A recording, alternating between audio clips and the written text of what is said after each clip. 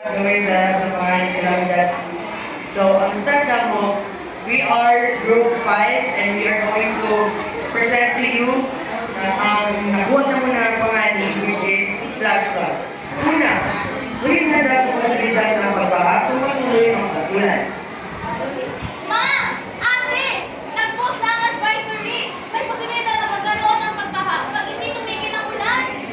Oo, nakita ko. Tara, maghanda tayo.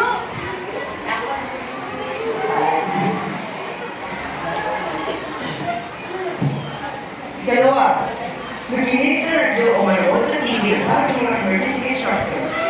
Ay, ano? Makinig na tayo sa radyo, ate. Sige.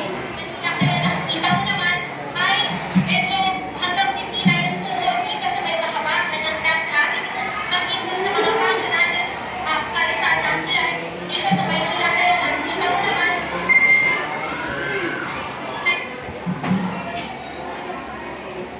Ikatatlo, kinakailangan mag-ibak ng malinis na tubig sakaling mawala ng water supply. Uy! Gising na kayo! Kailangan natin mag-ibig ng tubig bago maunasan tayo!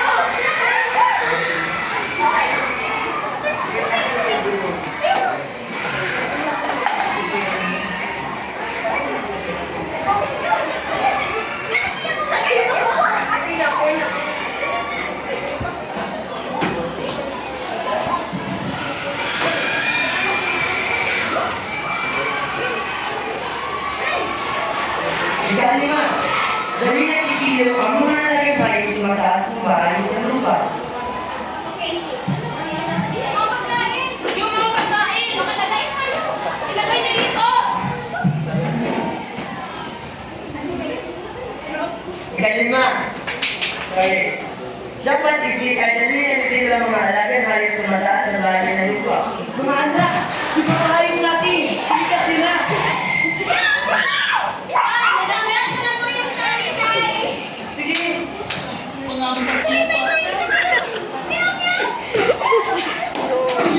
Pakasali, manatili sa loob ng bahay hanggang matapos ng bagyo.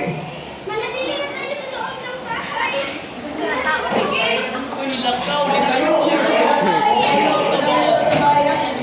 May bagyo pa. Oo, tay! Pang-ito, kinakailangan lumikas, tiyaking nakapatay ang kuryente ng bahay, nakasara ang tangke ng gas, at nakasusi ang pinto. Lilikas na tayo! Pinatay ko na ang mga plaka. Napatay ko na rin pa ang tangki ng gas! Okay, Nakalat na one yung bahay. Check na mga pinto!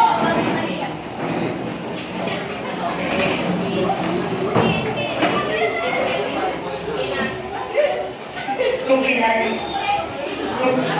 Pangulo, kung pinalilikas, gawin ito agad bago malubog sa tubig baha. Mga kababayan! Mga kababayan! Huwag na natin hintayin kung mapang ang ulan! Lumikas na kayo hanggang maaga pa!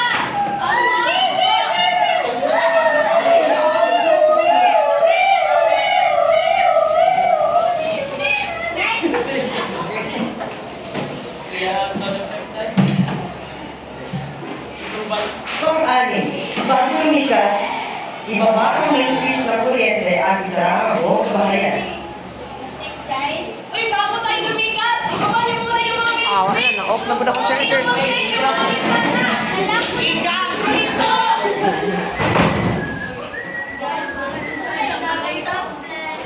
Iyon, palihog, lamat. Then, Thank you. huwag lumusong o tumawid sa mga tubig na hindi na dapat ang lalim nito. Iwasan ang mga lugar na may tubig baha. Tara, sa mas mataas, dadaan tayo. Dadaan. Wag mo na! Check ko lang!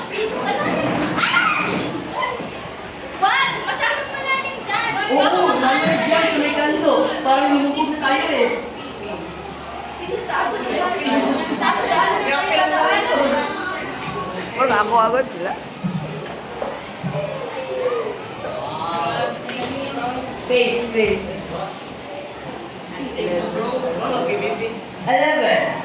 Kung may ng sasakyan at inabot ng baha, huwag piliting tawilin ang baha lalo na kung malakas ang alos ito at hindi matantya ang lahat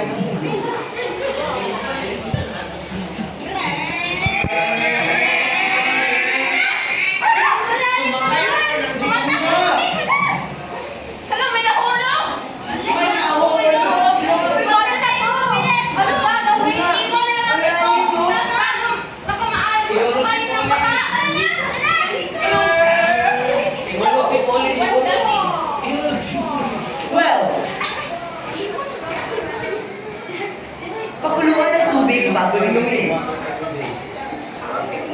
Nay, meron po tayong tubig. Mas painitin muna natin para safe. Good job, dali, painitin mo na. Yung mga Sige.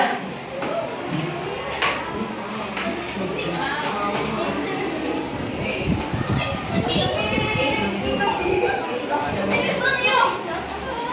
Okay, next. 30. Pagkatapos ng bahay, bago pumasok sa bahay, siguraduhin mo na putol at kawal ng kuryente upang may iwasan na pagka, kuryente o simula ng sunog. So, wait, Tay! Silipin muna natin yung mga outlet. Baka may nabasa. Tara! Diba? Tabang. Nak! Sige na, nak! Ito po, check ko na! Walang sunog dito. Oo nga. Hindi. Next one na. Okay na? Okay na. Okay, diba? 14.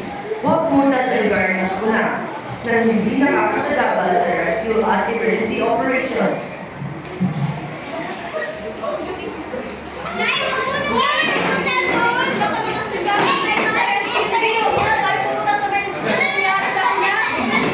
Huwag muna tayo sa kanya.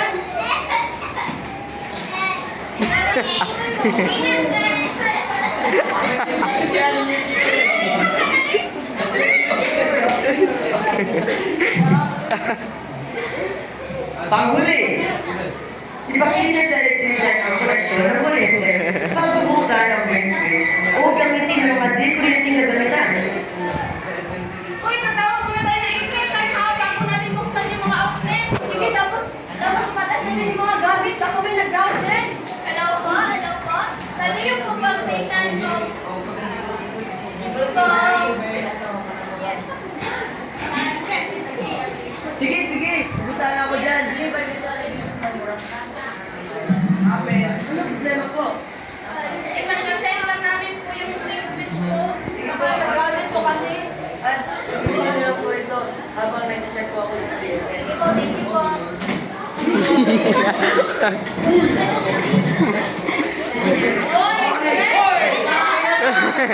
Kuya, pwede yung Check na po! Ano po? ang red cooker. Guba na akong charger. Tabang. Uy! Ikaw karon. Okay na po ito? Sige po. At dyan,